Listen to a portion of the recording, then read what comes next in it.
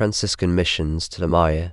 The Franciscan missions to the Maya were the attempts of the Franciscans to Christianize the indigenous peoples of the New World, specifically the Maya. They began to take place soon after the discovery of the New World made by Christopher Columbus in 1492, which opened the door for Catholic missions. As early as 1519 there are records of Franciscan activity in the Americas, and throughout the early 16th century the mission movement spreads from the original contact point in the Caribbean to include Mexico, Central America, parts of South America, and the Southwestern United States. The goal of the missions was to spread the Christian faith to the people of the New World through word and example. Their attempts, however, resulted in rebellion. Purpose: spreading Christianity to the newly discovered continent was a top priority, but only one piece of the Spanish colonization system. The influence of the Franciscans, considering that missionaries are sometimes seen as tools of imperialism, enabled other objectives to be reached, such as the extension of Spanish language, culture, and political control to the New World. A goal was to change the agricultural or nomadic Indian into a model of the Spanish people and society. Basically, the aim was for urbanization. The missions achieved this by offering gifts and persuasion and safety from enemies. This protection was also security for the Spanish military operation, since there would be theoretically less warring if the natives were pacified, thus working with another piece of the system. Methods in Yucatan. Franciscan influence in the Yucatan can be considered unique because they enjoyed sole access to the area. No other religious orders, such as the Jesuits or the Dominicans, were competing for the territory. Essentially, this meant that there was no one to defy the goings-on of the Franciscans at this time. They were able to use whatever method they deemed necessary to spread their beliefs, although at the beginning they tried to follow the conversion program that had already been used in Mexico. Word and example. The original method of instruction of the new faith to the Maya was very straightforward and simple. Word and example would be all they need to show these people.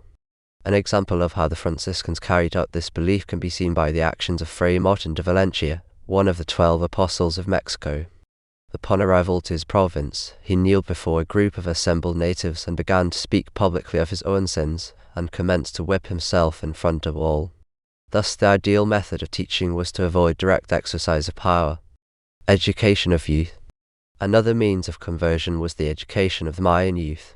Through the aforementioned conversion program, sons of the nobles were taken into monastery schools and they're taught until they were judged sufficiently secure in faith to be returned to their villages as Christian schoolmasters, where they were to lead their fellow villagers through simple routines of worship. According to Fray Diego de Landa in his book Relación de los Costas de Yucatán, this program was quite successful and an admirable thing to see.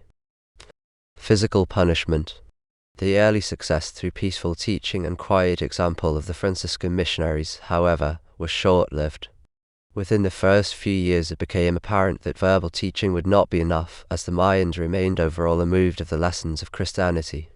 In 1539 the heads of the 3 religious orders operating in Mexico met with the Franciscan bishop Juan de Zumárraga and concluded that the friars of the missionaries could legally inflict light punishment on the Mayans.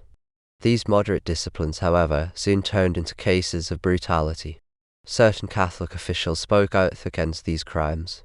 For example, Vasco de Quiroga, a bishop of Michoacán, are now inflicting many mistreatments upon the Indians with great haughtiness and cruelty, for when the Indians do not obey them, they insult and strike them, tear out their hair, have them stripped and cruelly flogged, and then throw them into prison in chains and cruel irons. Cochua and Chetumal. Because of extreme cruelties inflicted upon the Mayan people of the provinces Cochua and Chetumal, Quintana Roo, a rebellion broke out. The violence includes several citizens burned alive in their homes, the hanging of women from branches, with their children then hanged from their feet, and another instance of hanging virgins simply for their beauty. While De Landa does not go into details of what the Mayans did to the Spaniards, he certainly graphically explains the Spanish retribution. The Spaniards pacified them, cutting off noses, arms, and legs, and the breasts of women, throwing them into deep lagoons with goads tied to their feet, stabbing the little children because they did not walk as fast as their mothers. Valladolid. An additional rebellion was executed by the Indians of Valladolid. During this rebellion, which took place in 1546, many Spaniards were killed, as well as native converts loyal to their masters. Livestock from Spain was raised, and Spanish trees uprooted. The presence and activity of the Franciscans is believed to be the cause of this riot. In one day, 17 Spaniards were killed, and some 400 servants were either killed or wounded. Killings of friars. Another form of rebellion by the Maya and other indigenous groups against the Franciscans was the murder of missionaries themselves, often just 2 or 3 at a time, though in some instances many more. Described as martyrs, these men were picked off in 2s or 3s throughout the years of the missionary work all through Mexico. Success.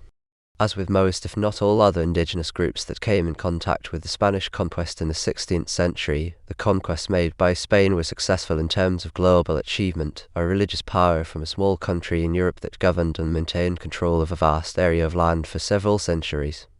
In history there is no equal achievement.